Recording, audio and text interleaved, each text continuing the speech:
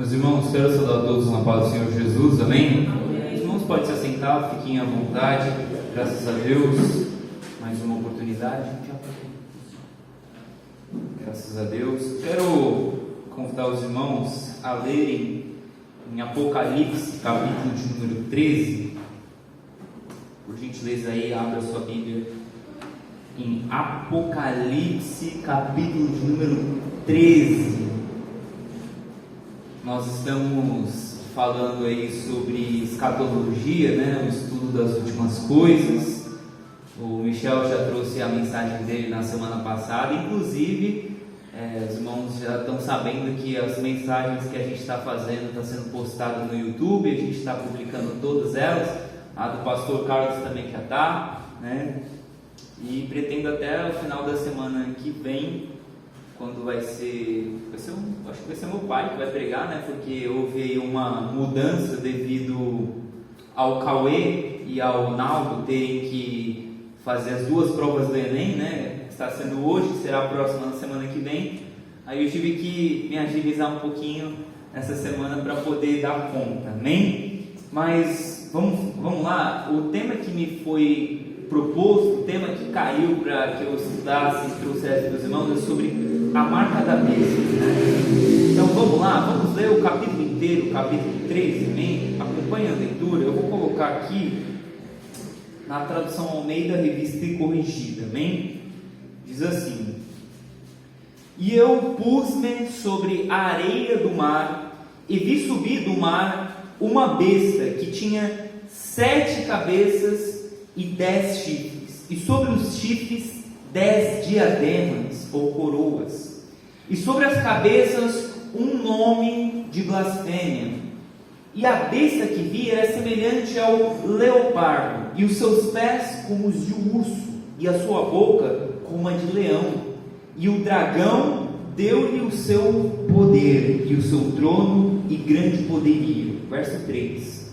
E viu uma de suas cabeças como ferida de morte, e a sua chaga mortal foi curada. E toda a terra se maravilhou após a besta, e adoraram o dragão que deu à besta o seu poder, e adoraram a besta, dizendo: Quem é semelhante à besta? Quem poderá batalhar contra ela? E foi-lhe dada uma boca para proferir grandes coisas e blasfêmias, e deu-se-lhe poder para continuar por 42 meses, e abriu a boca em blasfêmias contra Deus, para blasfemar do seu nome, do seu tabernáculo e dos que habitam no céu. Verso 7. E foi-lhe permitido fazer guerra aos santos e vencê-los, e deu-se-lhe poder sobre toda tribo, língua e nação, e adoraram-na todos os que habitam sobre a terra, esses cujos nomes não estão escritos no livro da vida do Cordeiro, que foi morto desde a fundação do mundo. Se alguém tem ouvidos, ouça. Se alguém leva em cativeiro irá. Se alguém matar a espada, necessário é que a espada seja morto. Aqui está a paciência e a fé dos santos. Verso 11. E vi subir da terra outra besta, e tinha 2 chifres semelhantes aos de um cordeiro, e falava como dragão, e exerce todo o poder da primeira besta na sua presença, e faz que a terra e os que nela habitam adorem a primeira besta, cuja chaga mortal fora curada. E faz grandes sinais, de maneira que até fogo faz descer do céu a terra à vista dos homens. Engana os que habitam na terra com sinais que lhe foi permitido que fizesse em presença da besta, dizendo aos que habitam na terra que fizessem uma imagem, a besta, que recebera a ferida da espada e vivia. Verso 15. E foi-lhe concedido que desse espírito à imagem da besta, para que também a imagem da besta falasse e fizesse que fossem mortos todos os que não adorassem a imagem da besta. E faz que a todos, pequenos e grandes, ricos e pobres, livres e servos, lhe seja posto um sinal na mão direita ou na testa, para que ninguém possa comprar ou vender, senão aquele que tiver o sinal, ou o nome da besta, ou o número do seu nome. Aqui há sabedoria. Aquele que tem entendimento, calcule o número da besta, porque é número de homem, e o seu número é 666. Amém? Hoje o clima vai ficar um pouco mais tenso, né? A gente já está em Apocalipse 13. Esse número 13, para algumas pessoas mais supersticiosas, aí a besta tinha que aparecer aonde? Tinha que ser no 13 mesmo, né? E hoje a gente vai falar de besta, de dragão, de 13. E eu acho que os irmãos gostam aí de um enigma, né? Quem gosta aqui de enigmas? Algumas pessoas se sentem movidas a enigmas, né? A coisas que desafiam a sua capacidade de racionalizar mistérios, né? Eu vou ser sincero aos irmãos que Apocalipse não era um livro que eu era muito familiarizado. Na verdade, não era um livro que eu nem gostava muito de ler, né? As primeiras vezes que eu lia o livro de Apocalipse ali na minha adolescência, eu sentia até um pouco de medo, tá? Aquele medo, e é meio que inevitável, né? Você imagina o futuro, e aí ainda mais uma cabeça que ainda não tem alguém para explicar, já imagina dragões mesmo, já imagina bestas, né?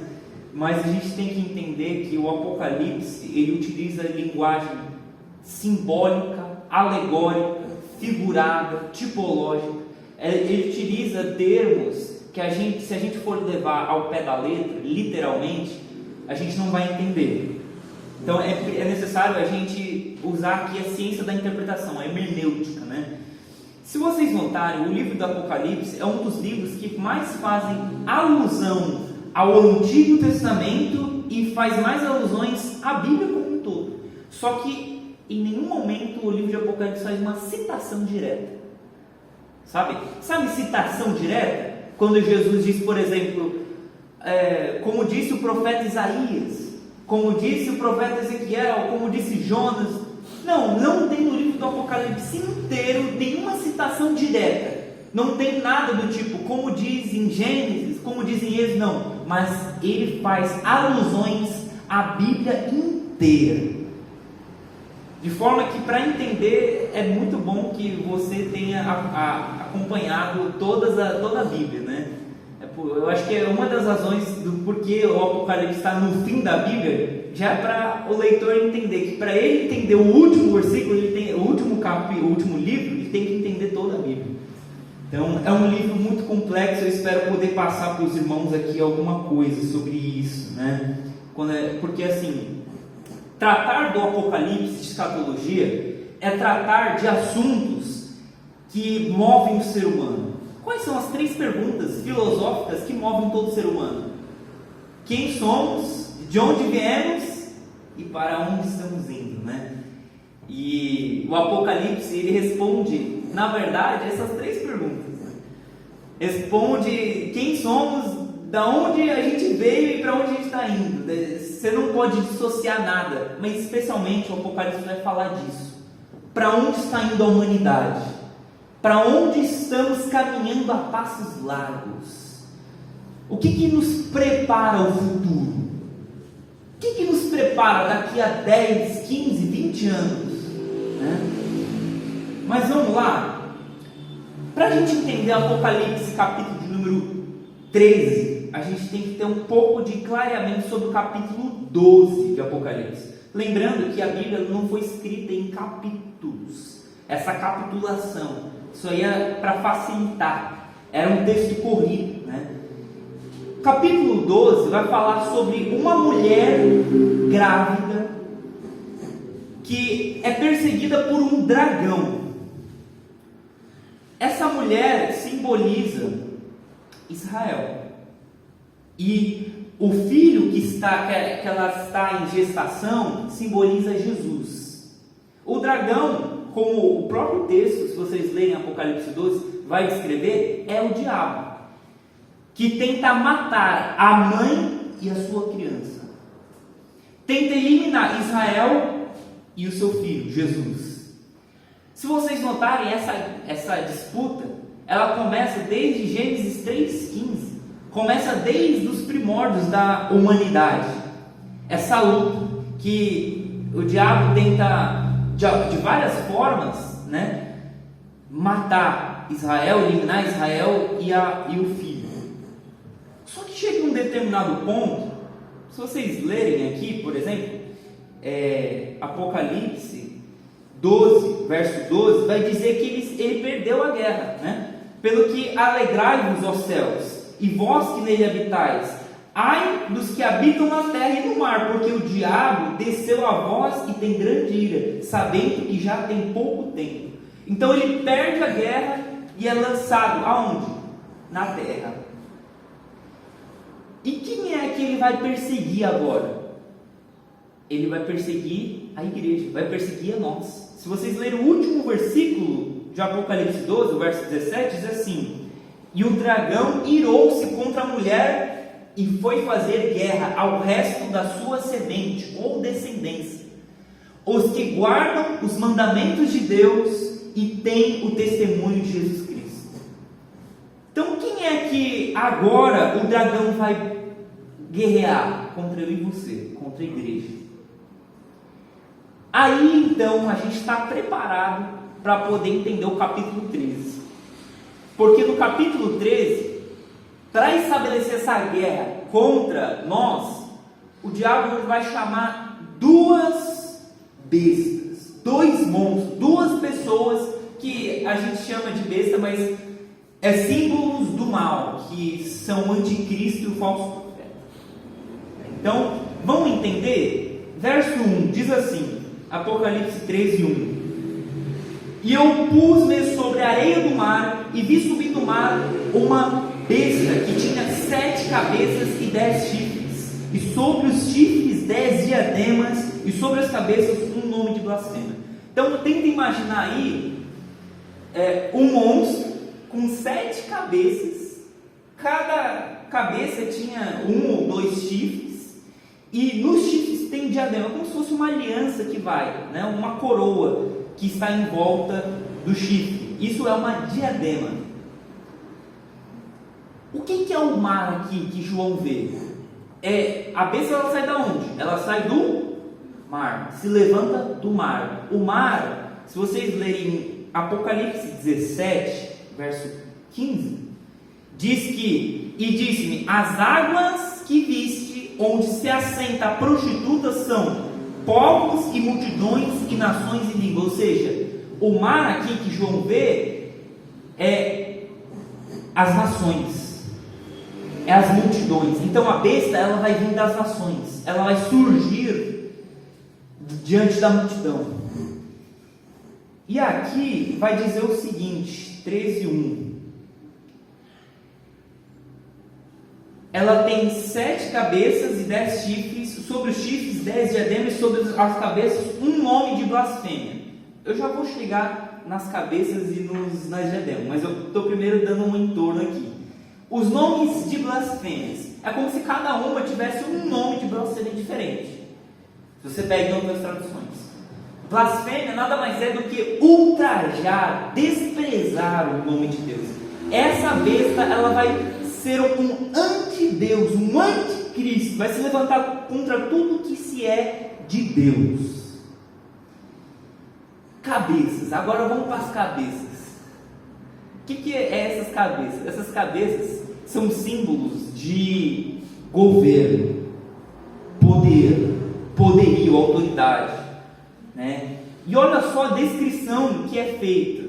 Olha o verso 2: e a besta que viera semelhante ao leopardo, e os seus pés como os de urso, e a sua boca como a boca de leão. E o dragão deu-lhe o seu poder e o seu trono e grande poderio. Vamos lá. Quais são os 3 animais que são citados aqui? Leopardo, urso e leão. Leopardo, urso e leão. Aonde na Escritura também é mencionado esses 3 animais simbolizando reinos.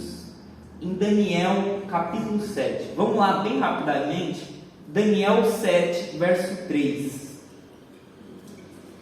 Para a gente entender esse texto. Daniel 7, do 3 ao 7. Ok? Daniel 7, a partir do verso 3. Só beber uma água. Diz assim, Daniel 7, 3. E 4 animais grandes, diferentes uns dos outros, subiam do mar. O primeiro era como o leão e tinha asas de águia. Eu olhei até que lhe foram arrancadas as asas, e foi levantado da terra e posto em pé como um homem, e foi-lhe dado um coração de homem.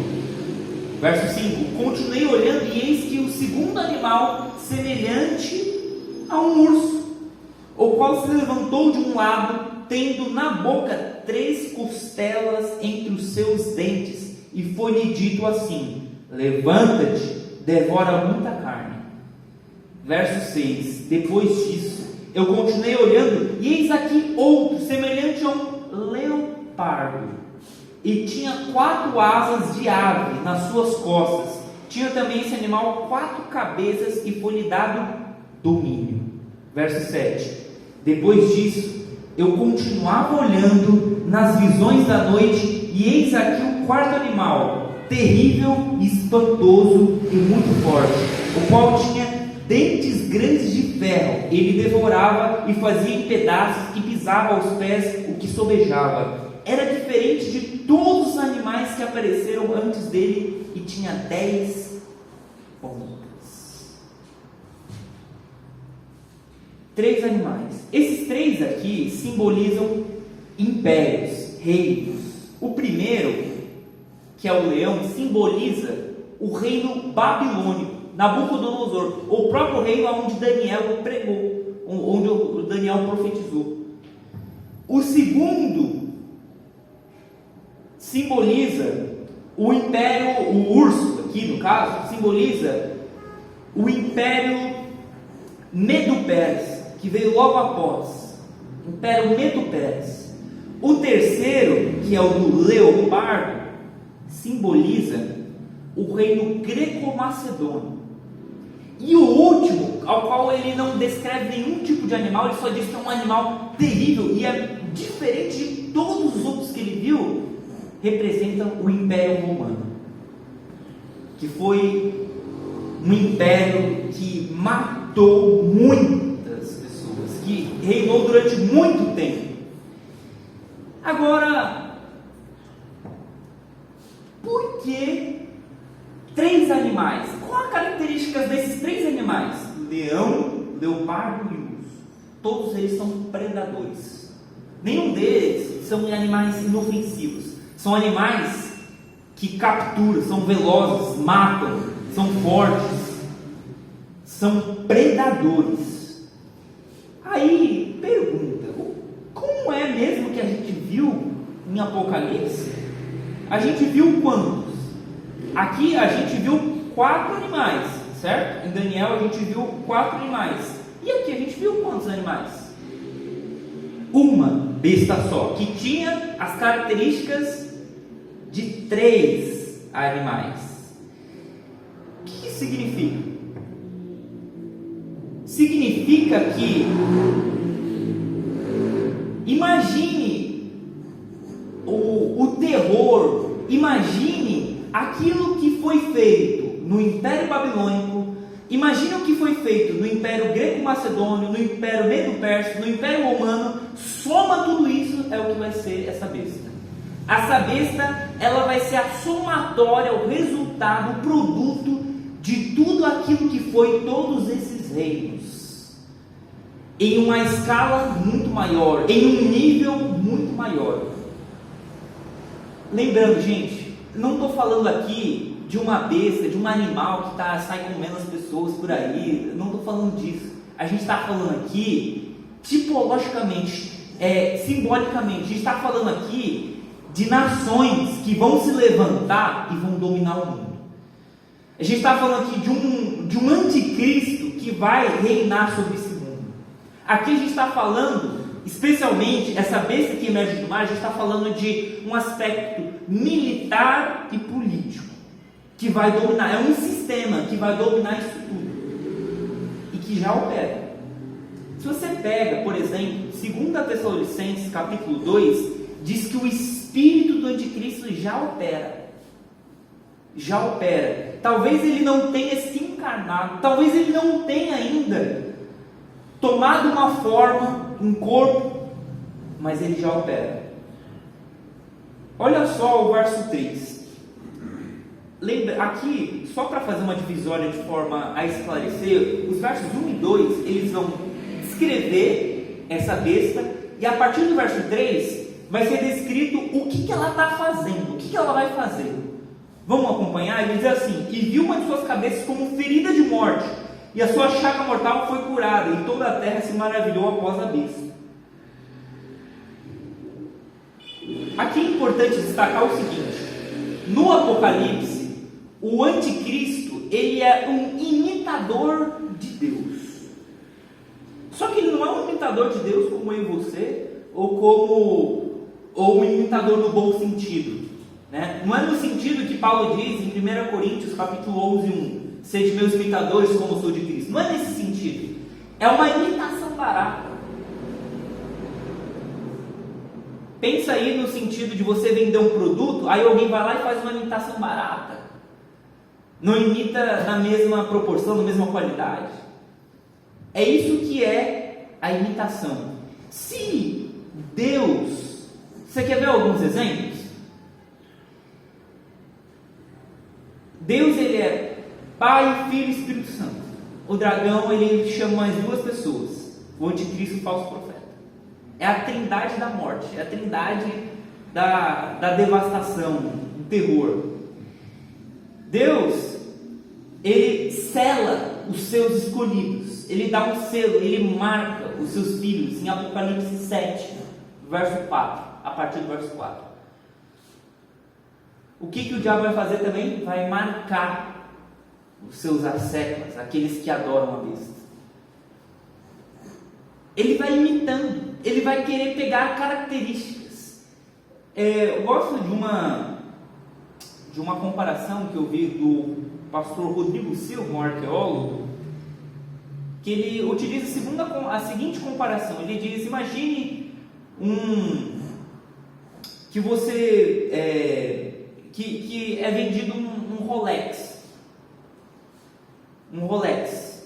e aí a gente vê que está sendo vendido, só que alguém vai lá e barateia, faz um Rolex falso. Se de repente a gente traz sai no jornal assim: foi apreendido caixas de Rolex falso, e aí de repente isso vira a Bíblia, vamos imaginar, e aí depois de 2000 anos alguém vai ler esse texto e vai falar: o que é Rolex? Rolex não é caneta, Rolex não é charuto, Rolex não é computador. Qual a única coisa que pode ser Rolex? Relógio. Então a pessoa precisa voltar no tempo para entender o que era naquele tempo essas características, né? Então o diabo é aquele que vai imitar. Mas vamos seguir. O que ele está imitando aqui? O que aconteceu com Jesus? Jesus morreu e ressuscitou. O que aconteceu com a besta? Ela foi ferida, morte. Mas o que aconteceu com ela? A sua chaga mortal foi curada. Ele vai simular uma ressurreição. Vai simular um ressurgimento. Ele vai tentar imitar os passos de Jesus. E aí o que aconteceu diante disso? A Bíblia vai dizer: e toda a terra se maravilhou após a besta. As pessoas se encantaram. Houve um encantamento global diante desse ser, dessa pessoa, o anticristo.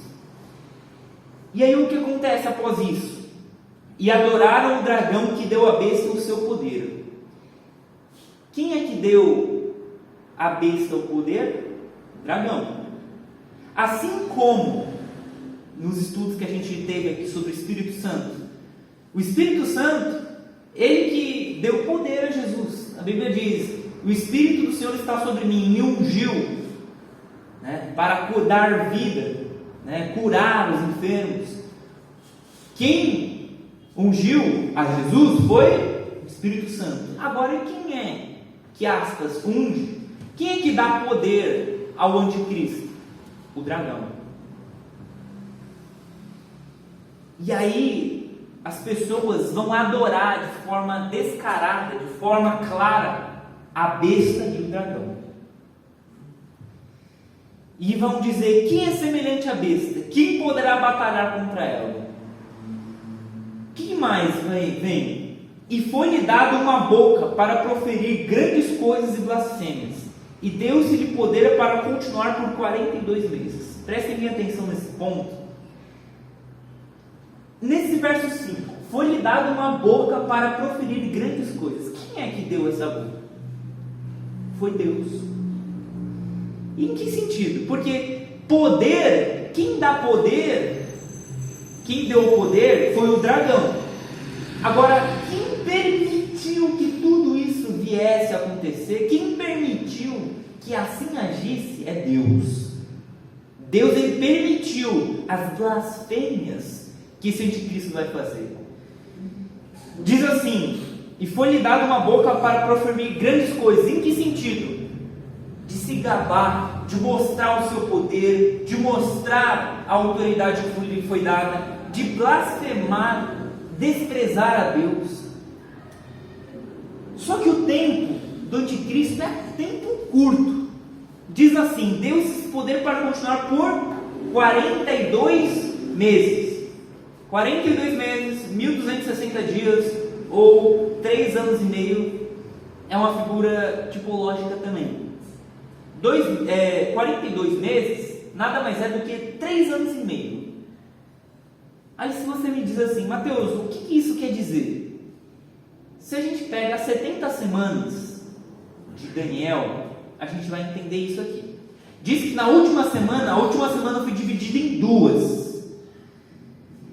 3,5 mais 3,5 dá 7.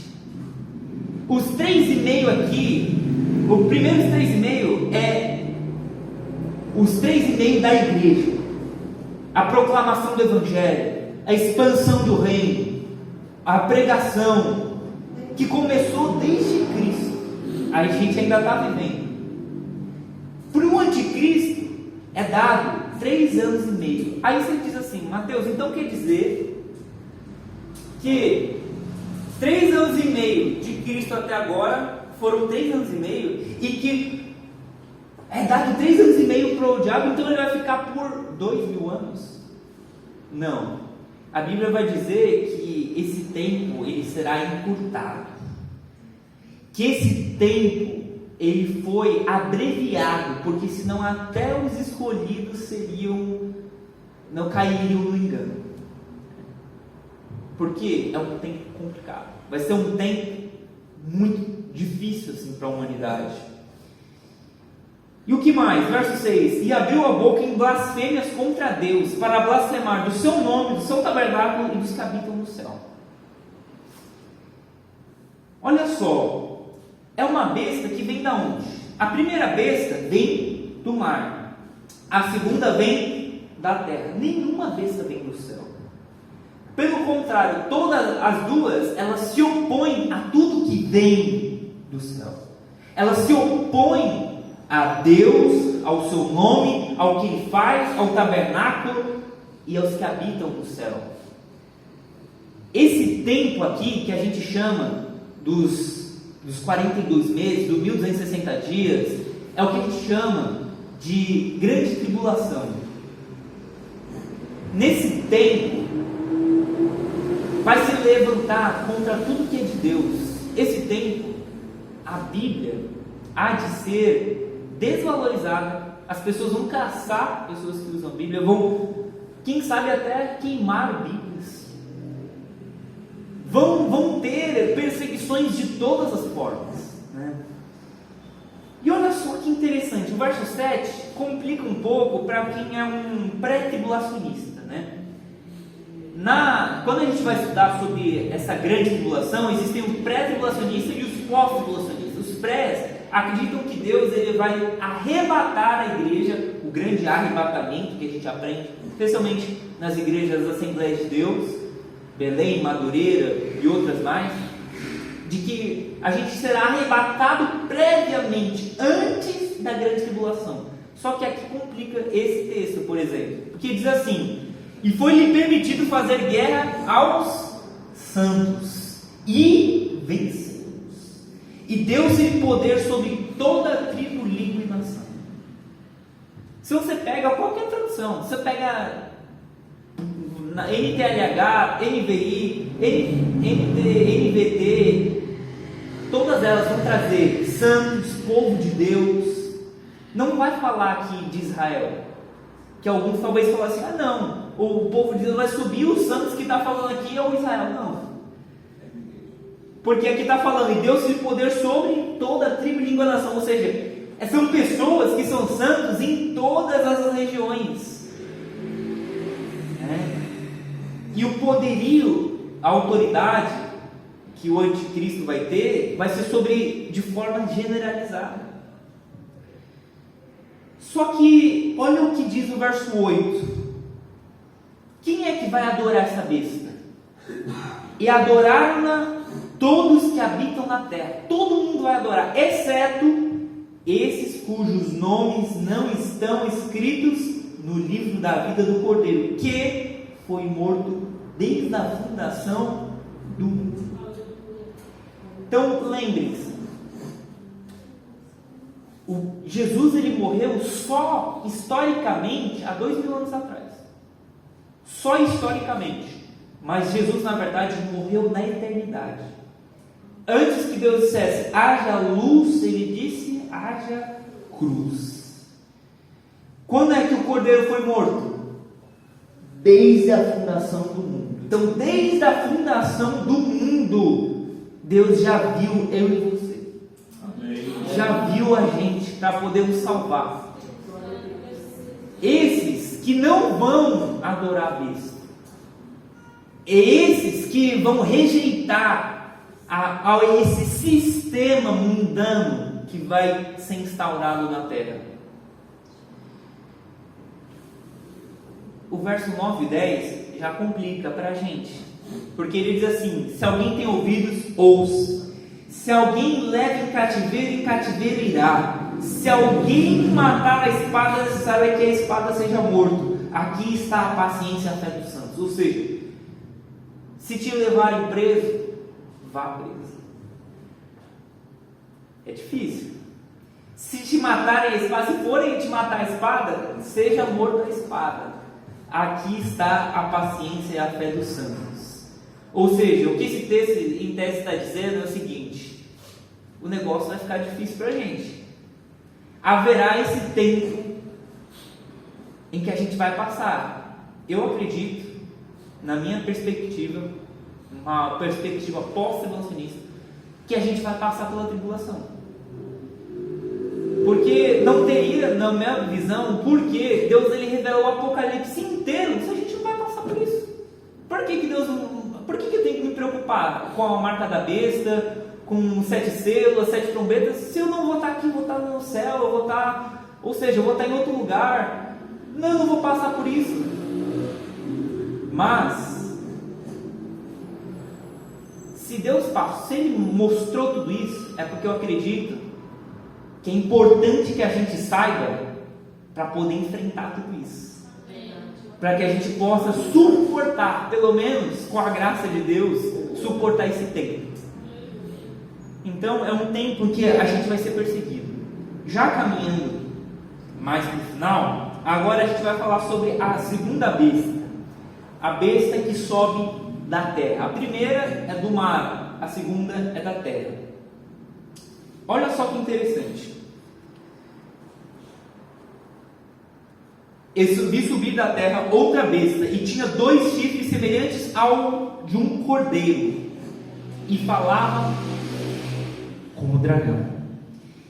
e exerce todo o poder da primeira besta na sua presença e faz que a terra e os que nela habitam adorem a primeira besta, cuja chaga mortal fora curada, e faz grandes sinais de maneira que até fogo faz descer do céu à terra, à vista dos homens.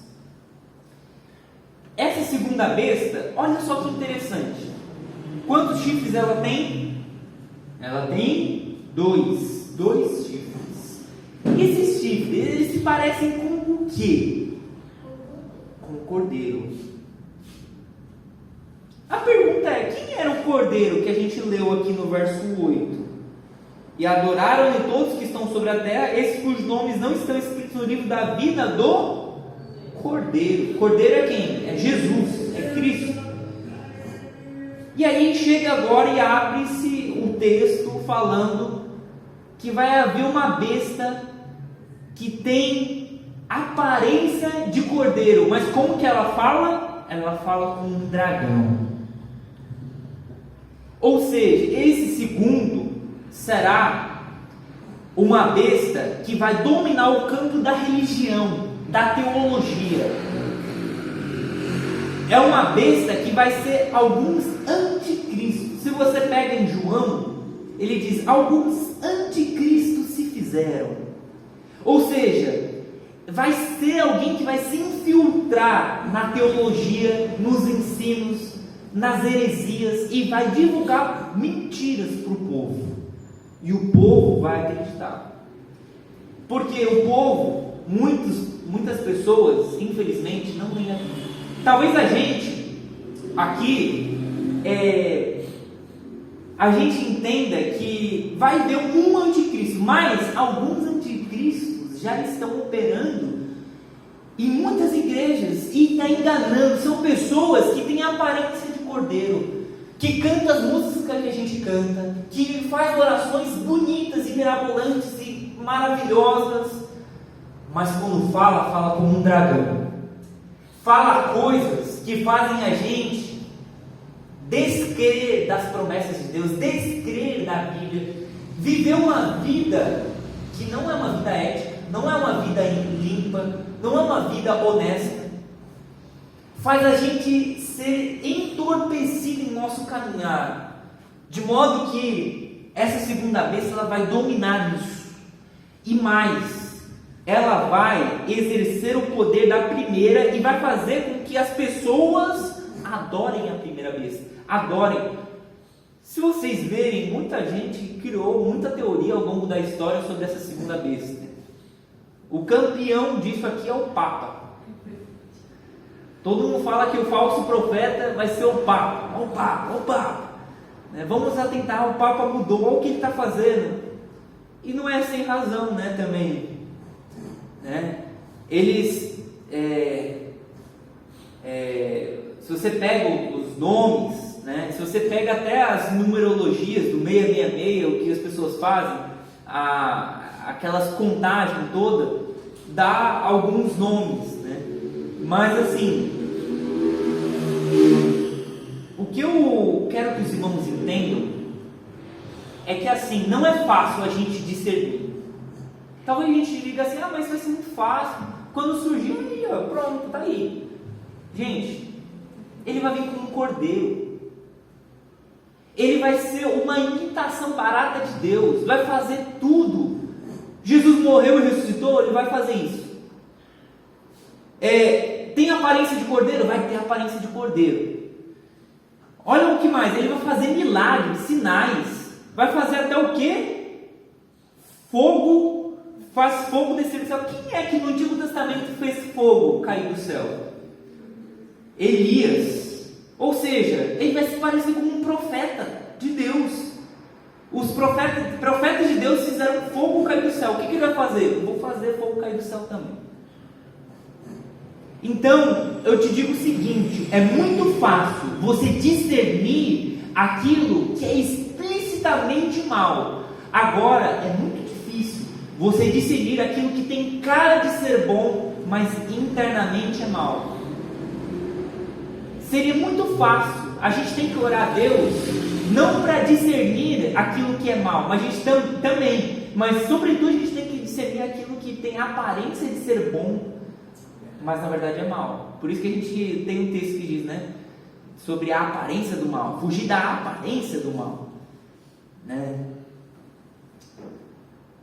Diz assim o 14: e engana os que nela, ou os que habitam na terra, com sinais que lhe foi permitido que fizessem em presença da besta, dizendo aos que habitam na terra que fizessem uma imagem à besta que recebera a ferida de espada e vivia. Então agora, além de adorar a besta, vai ser feita uma imagem.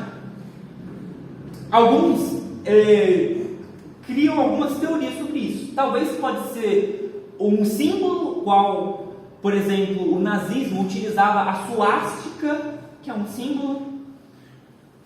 Pode ser um símbolo que as pessoas vão adorar esse símbolo. Pode ser de fato uma imagem, uma estátua, por exemplo, como Nabucodonosor fez em Daniel. Pode ser, ele coloca algumas estátuas, as pessoas em determinadas localidades das cidades e as pessoas vão lá adorar. Ou pode ser mesmo uma imagem, que a Bíblia vai dizer em seguida que foi dado um espírito a essa imagem. Olha o que o 15 diz: e foi-lhe concedido que desse espírito à imagem da besta, para que também a imagem da besta falasse e fizesse, que fossem mortos todos os que não adorassem a imagem da besta. Então aqui a gente tem dois adoradores da besta. Dois. Se você ler os primeiros versos, o verso 3, por exemplo, as pessoas, elas se maravilham após a besta.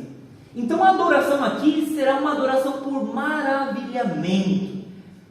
Se vocês notarem, a humanidade como um todo, elas não vão se recusar a adorar a besta, elas vão ser seduzidas, elas vão ser encantadas.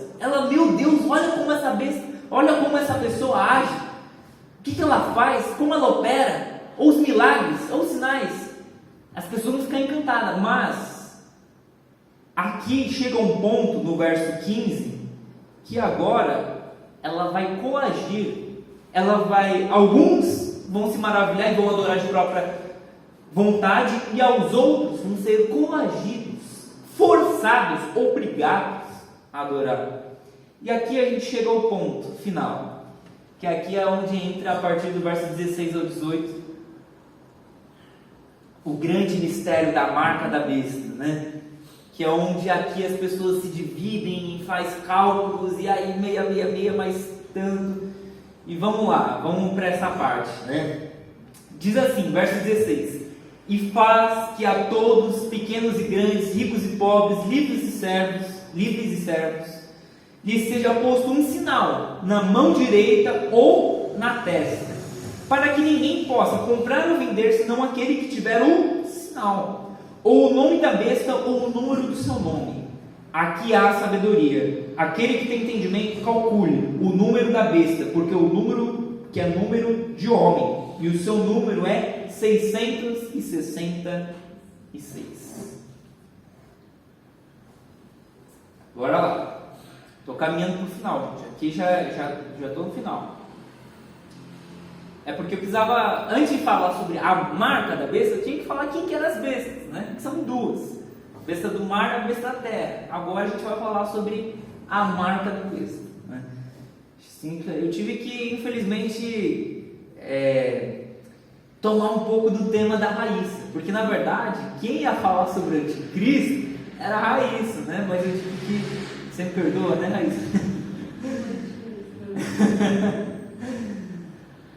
Vamos lá. Lembrem que são imitações. Deus, ele marca os seus escolhidos. Se você vê em Apocalipse 7, verso 3, se você for ver, aqui no capítulo 7, verso 1, 2 e 3, vai dizer que Deus, ele vai mandar 4 anjos, né? E eles vão ferir, vai ser permitido que venha ferir as pessoas não vão ferir a terra, nem o mar, nem as árvores, mas eles vão ferir pessoas. Mas tem um tipo de pessoa que ele não vai ferir, dizendo, né? Diz assim: não danifiqueis a terra, nem o mar, nem árvores, até que haja assinalado na terra, na testa dos servos do nosso Deus, e o número dos... e aqui vai sendo descrito, né? Os 144 mil, né? Então vai ser ferido todo mundo, exceto aqueles que têm na testa, né, assinalado que são servos de Deus. E aí o que a gente aprende? Se você for ver, os servos de Deus, eles têm uma marca. Deixa eu só ver se é esse texto aqui. Olha Apocalipse 9, verso 4, que também fala a mesma coisa, que diz sobre os escorpiões, né?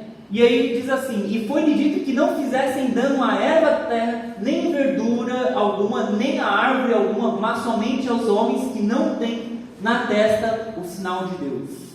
Outro sinal. Tem um sinal na testa.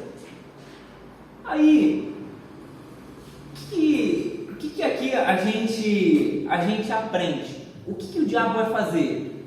Vai colocar um sinal também, na testa ou na mão direita. Só que, por que na testa e na mão direita? Aí que entra o X da questão. Se a gente, por exemplo, vai em Deuteronômio, vamos para Deuteronômio rapidinho, capítulo 6. Deuteronômio 6, verso 1, é dado o que é chamado de Shema, né? Que diz assim, Deuteronômio 6, 1: esses, pois, são os mandamentos, estatutos que, eu acho que na verdade Shema a partir do verso 3, diz assim: ouve, pois, ó Israel, e atenta, que guardes para que bem suceda, muito te multipliques, como te disse o Senhor, Deus de teus pais, na terra que mana leite e mel. Ouve, Israel, o Senhor nosso Deus é único Senhor. Amarás, pois, o Senhor teu Deus de todo o teu coração, de toda a tua alma e de todo o teu poder. Essas são palavras que hoje te ordeno, estarão no teu coração. E olha só, aonde que deve estar, hein? E intimarás a teus filhos, e delas falarás, assentado em tua casa e andando pelo caminho, e deitando-te e levantando-te. Também atarás por sinal na tua mão, e te serão testeiras entre os teus olhos. Então, onde deve estar? Atarás por sinal na tua mão e na fronte ou na testa, simbolizando que o mandamento de Deus, ele deve estar em todo lugar, deve estar no coração, tudo. Mas, se vocês verem, os judeus, eles utilizam um objeto que vai aqui na testa, que fica entre os olhos, que é o resumo dessa lei de Deus, né? E o diabo vai fazer o quê? Vai também marcar aqueles que vão estar com eles, né? E aqui, irmãos, o que é então a marca da besta? Existem algumas teorias, né? Quais são as mais famosas? As mais famosas é um chip, será subcutâneo. O chip vai ficar na mão das pessoas, né? É uma teoria que, na verdade, não sou muito familiarizado, mas não faz muito sentido para mim, mas é uma teoria. Tem uma outra teoria que vai ser uma tatuagem. Pessoas vão ser marcadas com uma tatuagem, porque na época a forma mais clara de fazer um sinal era com uma marca, uma tatuagem. Não tinha chip naquela época, na época de João, né? E a última teoria é que vai ser algo espiritual, não vai ser uma marca física, não vai ser visível. E é o que eu entendo. Quando a gente fala de mente, de testa, a gente está falando de mente, de cosmovisão, na maneira como as pessoas veem o mundo. A mão, a gente está falando de movimento. A gente está falando de como as pessoas se movimentam, de como as pessoas agem, de forma que essa marca é muito mais sutil, tem a ver com o modo como você interpreta. Se você já aderiu ao sistema da besta, às vezes muitas pessoas já aderiram ao sistema da besta sem terem nenhum tipo de marca física na mão ou na testa. Já aderiram ao sistema anti-Deus, a esse tipo de cultura que despreza, blasfema as coisas de Deus. A gente tem visto uma agenda em mídias, Netflix, mídias sociais, Facebook, Instagram, YouTube, nas séries, naquilo que movimenta, na política, naquilo que movimenta o ser humano. A gente tem visto nas universidades uma agenda anti-Deus, de não poder mencionar coisas de Deus. Aí você diz assim: Mateus, mas tem alguma coisa errada, porque o sinal da besta vai ser aquilo que vai permitir a pessoa comprar e vender.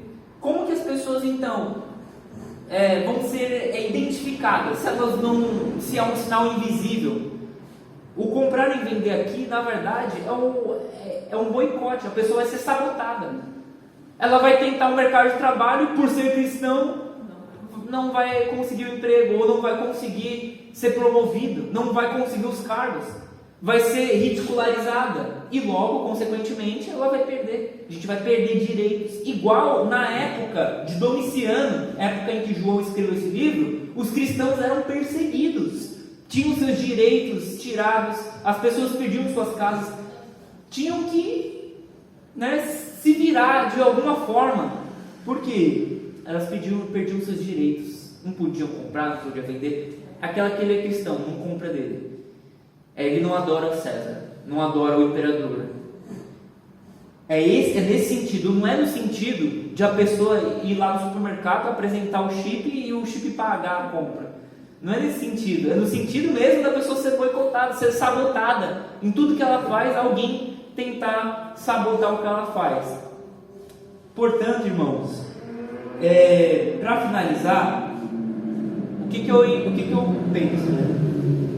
O 666, 666, 6 é número de homem, que diz aqui. Por quê?